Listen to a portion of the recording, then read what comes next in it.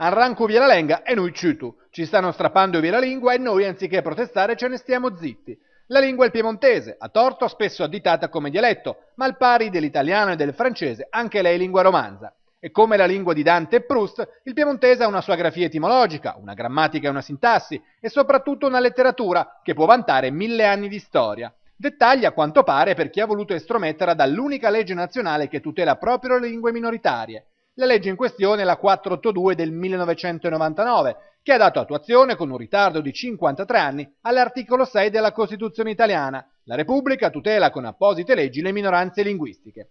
Delle lingue parlate in Piemonte sono riconosciute come minoritarie e dunque tutelate il franco-provenzale, l'occitano, il valser e il francese, ma la lingua più diffusa è proprio il piemontese, parlato e compreso da quasi 3 milioni di persone. E in Parlamento a Roma sono depositate diverse proposte di legge che da tempo però sembrano perse tra le maglie della burocrazia e delle commissioni, senza contare la proposta di legge regionale, anch'essa presentata alla Camera dei Deputati.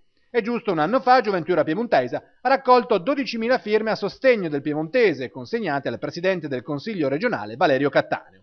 Ora però sembra muoversi anche la politica di casa nostra e domenica ad Asti l'autoconvocato comitato Piemonte 482 chiederà tramite i parlamentari piemontesi al presidente Gianfranco Fini di calendarizzare la discussione delle proposte in modo da arrivare ad un'approvazione entro l'estate. Un grosso incontro di tutte le forze che hanno operato e che stanno operando per inserire la lingua piemontese nella legge 482 del 1999, legge nazionale che riconosce le minoranze linguistiche.